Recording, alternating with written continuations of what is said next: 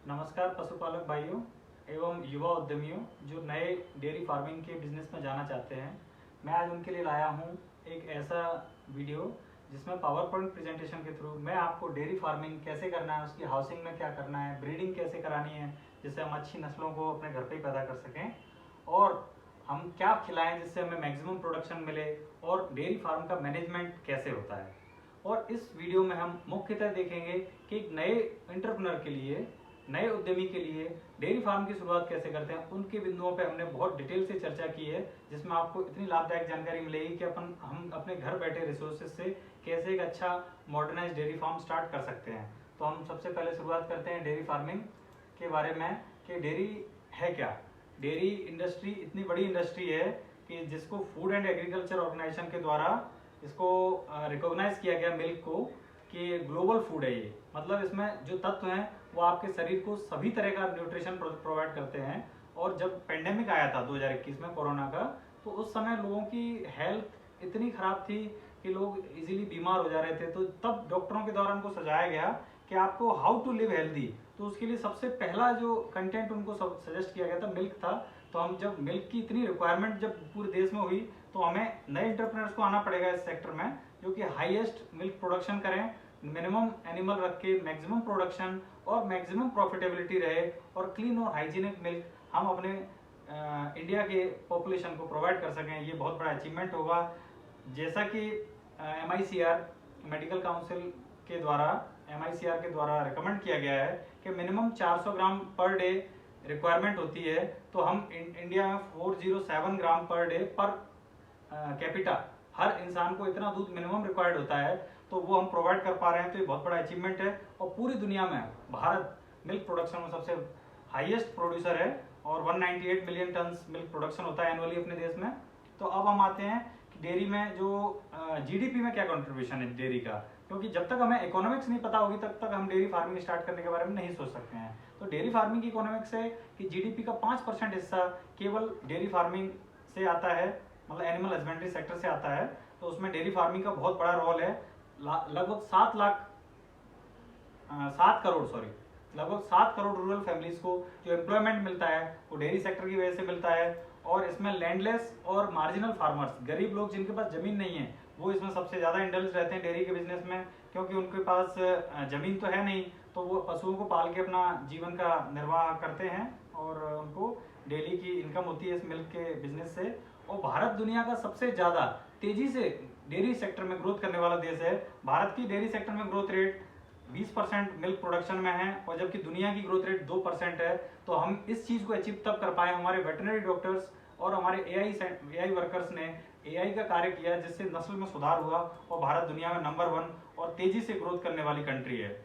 Milk का contribution total income के रूप में अगर देखा जाए करंट वैल्यू में, तो 7 लाख करोड़ का इनकम होता है। और अदर जो ग्रेन्स और फसलें होती हैं उनका 28 लाख करोड़ का है। तो कम से कम अपन जब देखेंगे कि 25% जो इनकम है सभी तरह की जो एक्सपोर्ट करते हैं, जो वैल्यू आउटपुट है जिसमें ग्रेन्स भी हैं, सारी दलहन और ये फसलें हैं, पर उनसे भी ज्यादा कंट्रीब्यूशन अकेले मिल्क का है। तो हमें मिल्क पे फोकस करना चाहिए। और अब हम बात करेंगे मुख्यतः डेयरी फार्म या गाय पालन का व्यवसाय या भैंस पालन का व्यवसाय कैसे करें। तो डेयरी फार्म शुरू करने से पहले सबसे पहला सवाल आता है कि हमें कितने पशुओं से शुरुआत करनी चाहिए। डेयरी फार्म शुरुआत करने के लिए सबसे पहले कम से कम पशुओं की यूनिट लेनी चाहिए। मिनिमम यूनिट होती है 5 और 10। तो 5 पशुओं से शुरुआत करें, और जिसमें हमें क्या सिलेक्ट करना है, नस्ल कौन सी लेनी है ये जरूरी होता है, हमें किस तरह का दूध चाहिए। अगर हमें दूध पनीर बनाने के लिए चाहिए तो हमें गाय सिलेक्ट करनी चाहिए। अगर हमें घी बनाने के लिए चाहिए और मावा बनाने के लिए चाहिए तो हमें क्या सिलेक्ट करना चाहिए, बफेलो का सिलेक्शन करना चाहिए। इसी तरह से फिर हम आते हैं कि डेयरी फार्मिंग होती क्या है। डेयरी फार्मिंग, अगर अकेला शब्द डेयरी फार्मिंग है तो उसको हम 3 हिस्सों में डिवाइड करते हैं। दूध उत्पादन करना, पशुओं से दूध को उत्पादन करना, फिर उस दूध का प्रोसेसिंग करना, और प्रोसेसिंग के बाद उसको मार्केटिंग करने तक की पूरी प्रोसेस को डेयरी फार्मिंग कहते हैं। हमारे देश में क्या होता है कि हमारे पशुपालक भाई डेयरी फार्मिंग में दूध उत्पादन तो करते हैं पर उसकी प्रोसेसिंग और मार्केटिंग स्वयं नहीं करते हैं। तो जो बिचौली होते हैं पूरा प्रॉफिट उनको चला जाता है। तो मैं किसान भाइयों से रिक्वेस्ट करना चाहूंगा कि अपने दूध का कंप्लीट डेयरी फार्मिंग का जो कंसेप्ट है उसको अपनाएं, अपने दूध का स्वयं प्रोसेसिंग करें, जैसे घी, मावा, पनीर और चीज इस तरह के प्रोडक्ट्स बनाएं, और इन प्रोडक्ट्स को स्वयं मार्केट करें तो आपको ज्यादा लाभ होगा। अब हम आते हैं डेयरी फार्म की लागत क्या है। जनरली अगर अपन 5 भैंसों से शुरुआत करते हैं, 5 गायों से, तो 4.5 लाख रुपए से शुरुआत होती है। और अगर हम 10 जानवरों से शुरुआत करते हैं तो जिसमें शेड और रहने का और खाने का 6 महीने तक की शुरुआत 10 लाख रुपए से 10 जानवरों पे शुरुआत होती है। तो हम एक शॉर्टकट फॉर्मूला अपना सकते हैं, 1 लाख रुपए पे एक जानवर का फॉर्मूला है।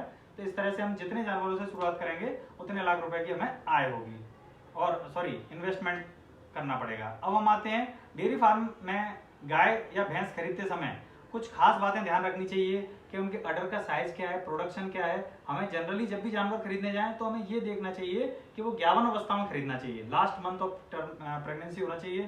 क्योंकि अगर हम जना हुआ जानवर खरीदेंगे डिलीवर्ड एनिमल, तो हमें कोई दूसरा उसका बछड़ा लगा के दे सकता है, तो उसमें धोखा हो जाता है, जगह चेंज होने से प्रोडक्शन कम हो जाता है। तो हमेशा अपने घर पे आके एक्लिमेटाइज हो जाए जानवर, ऐसी जगह आपको इस स्टेज पर लेना चाहिए प्रेगनेंसी स्टेज में।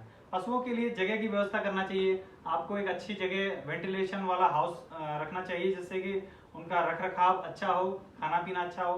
फिर खाने में क्या दें, खाने में हमेशा बैलेंस डाइट देनी चाहिए, सूखा, हरा और कंसंट्रेट। सूखा चारा भूसा होता है, हरे चारे में आप बरसीम, लूसन, मक्का ये सब चीजें दे सकते हैं। कितना दे सकते हैं, 35 किलो तक दे सकते हैं। वैसे एक कहावत है एडलिप, जितना जानवर की इच्छा हो उतना हरा चारा देना चाहिए। 10 किलो तक दूध उत्पादन के लिए हरा चारा ही काफी होता है, तो आप हरे चारे को नेग्लिफाई न करें। इसकी जगह अभी साइलेज का भी कंसेप्ट आ गया, तो साइलेज भी खिला सकते हैं। और जो खल का जो कंसेप्ट है कि कंसंट्रेट कितना खिलाएं, 1 किलो कंसंट्रेट से 2 किलो भैंस दूध देती है और 2.5 किलो गाय देती है।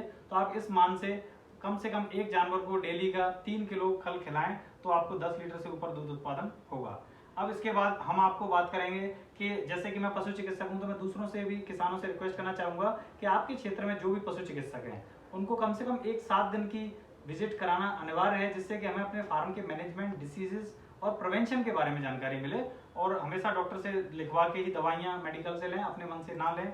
अब हम आते हैं कि हाउसिंग कैसा होना चाहिए। जैसा कि आप देख रहे हैं, ये रो हाउसिंग सिस्टम है, जिसमें टेल टू टेल हाउसिंग है, इसमें डिसीज ट्रांसमिशन के चांस कम रहते हैं। ये HF गाय खड़ी हुई है, ये हमारे बड़नगर का ही फार्म है, तो ये बहुत ही, और नीचे मैटिंग भी बिछा रखी है हमने रबड़ की। तो इस तरह की अगर अच्छी बेडिंग वाली हाउसिंग देंगे और तो अच्छा मैनेजमेंट होगा। यहाँ बड़े बड़े डेयरी फेंस भी लगे हुए हैं, तो क्या होगा, वेंटिलेशन अच्छा होगा, यहाँ ऊपर से भी वेंट दिया हुआ है, तो स्ट्रेस कम होगी, तो हमारे एनिमल्स का प्रोडक्शन ज्यादा होगा, अच्छा इनपुट होगा, अच्छा खाना खाएंगे। अब आते हैं ब्रीडिंग पे।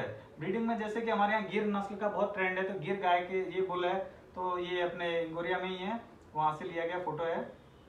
और हमारे स्वामीनारायण आश्रम में भी गिर गाय रखी हुई है। तो इस तरह के बुल्स से अगर हम ब्रीडिंग कराएंगे तो प्योर ब्रीड मिलेगी। फिर हम आते हैं नेचुरल सर्विस के लिए। ये जो मुर्रा बुल्स गवर्नमेंट स्कीम में मिलते थे, उनके ये फोटोग्राफ्स हैं। तो हम लोग हरियाणा से बुल्स इंपोर्ट करके किसानों को दिलवाते हैं। तो इस तरह से ब्रीड इंप्रूवमेंट होगी। ये आर्टिफिशियल इंसेमिनेशन भी आज की डेट में, इसमें हमने केवल फीमेल का पैदा हो ऐसा सीमन भी आ गया है। तो आर्टिफिशियल इंसेमिनेशन का लाभ ज्यादा लेना चाहिए। हमारा भारत अभी आर्टिफिशियल इंसेमिनेशन के कवरेज में बहुत पीछे है, हम 30% में ही हैं अभी टोटल कवरेज का। हमें इस कवरेज को कम से कम 70% तक ले जाना है, जिसके लिए किसान भाइयों का सहयोग बहुत जरूरी है। और ये इस तरह का रिकॉर्ड मेंटेन करना चाहिए किसानों को, जिसमें किस दिन AI कराई, कब बच्चा दिया, बच्चे का नंबर, गाय का नंबर, इस तरह की डायरी बनाएं, तो आप लोगों को घर पे फुल रिकॉर्ड मिलेगा। अलग अलग first service, second service, third service का भी रिकॉर्ड है इसमें। और प्रेगनेंसी डायग्नोसिस जांच कराएं और बच्चे का पूरा कंपटीशन। अब ये राशन के बारे में है कि अगर किसी जानवर का, अपने को जानवर कितना खाएगा इसके बारे में बताया गया। 2/3 और 1/3 में डिवाइड होता है रफेज और कंसंट्रेट। तो यहाँ सूखा भूसा है, ये ग्रीन हरा चारा 1/3 है। और टोटल कम से कम ये दिया गया है कि बॉडी के मेंटेनेंस के लिए 1 से 1.5 किलो भैंस या गाय को जरूरत होती है खल की।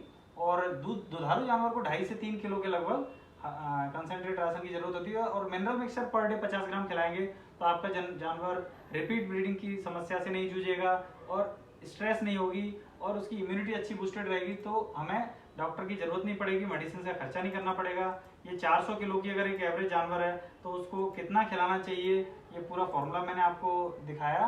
तो इसको आप एक बार फोटोग्राफ ले लें और स्क्रीनशॉट भी ले सकते हैं इस वीडियो के माध्यम से, तो आपको लाभ मिलेगा।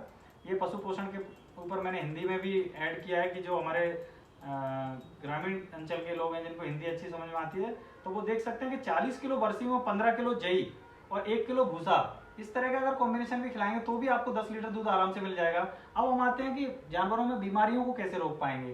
तो डिवर्मिंग एक बहुत जरूरी चीज है कि फेनबेंडाजोल के साथ में 7 मिलीग्राम पर केजी बॉडी वेट से अगर बछड़ों को देना है तो 500 mg और गाय को देना है तो 3 ग्राम तक दुधारू जानवरों के लिए डिवर्मिंग रिकमेंडेड है फेनबेंडाजोल। तो फैंटास के नाम से भी आती है, पेनाक्योर के नाम से भी आती है, आप बाजार में ले सकते हैं। और इससे हमारे जानवरों का प्रोडक्शन बहुत अच्छा होगा और इनको बीमारियां नहीं होंगी, इनके बॉडी का वेट अच्छा होगा, ब्लड भी अच्छा होगा अगर ब्लड सकेंगे। अब इसके बाद आते हैं हम वैक्सीनेशन कौन कौन से जरूरी है।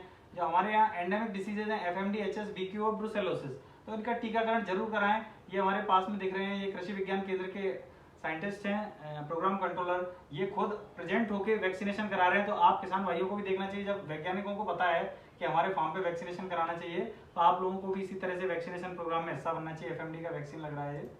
तो अब आते हैं हम इसके बाद मिल्किंग मशीन। इस मशीन का भी हम किसान भाई बेनिफिट ले सकते हैं। इसमें वैक्यूम मेथड से पूरा मिल्क कलेक्शन होता है और इसमें ज़्यादा प्रोडक्शन होता है, थनैला होने के चांस कम होते हैं। तो बहुत अच्छी चीज़ है, मिल्किंग मशीन पे जाना चाहिए। इजीली ऑपरेट होती है, 2 लीटर पर मिनट निकलता है। ये इसके बेनिफिट्स हैं। इसमें बच्चे का सकलिंग जैसा फील आता है गाय को। और अब हम बात करेंगे, हमारे डेयरी फार्मर्स का जो एसोसिएशन है वो कमजोर है अपने MP में। गुजरात में आप देखेंगे GCMF, MMF, अमूल है, ये लोग इतने आगे तक जा चुके हैं कि ये पूरी कंट्री के लिए मिसाल है। तो हम इसी तरह डेयरी कोऑपरेटिव सोसाइटीज का गांव में गठन करें, जिनका सोसाइटी लेवल गांव में होता है, फिर उसका डिस्ट्रिक्ट लेवल पर होता है, डिस्ट्रिक्ट से स्टेट लेवल पर उनका एसोसिएशन होता है किसानों का। तो क्या होगा, जब एसोसिएशन स्ट्रांग होगा डेयरी फार्मर्स का और कोऑपरेटिव सोसाइटीज स्ट्रांग होंगी, तो हमारे फार्मर्स के बेनिफिट मिलेंगे। अब हरे चारे की कौन कौन सी नस्लें हैं ये मैंने इसमें ब्रीफ की हुई हैं, तो आप इस वीडियो के माध्यम से देख सकते हैं। तो बरसीम, लूसन और इनका क्या सोइंग रेट है, क्या पोटेंशियल है, 1200 क्विंटल पर हेक्टेयर होता है। मैं आज इस अपने वक्तव्य को यही समाप्त करना चाहूँगा। धन्यवाद किसान भाइयों, इसमें से देखें और जानकारी प्राप्त करें। जो भी सवाल हो आप कमेंट्स में पूछ सकते हैं। Thank you so much.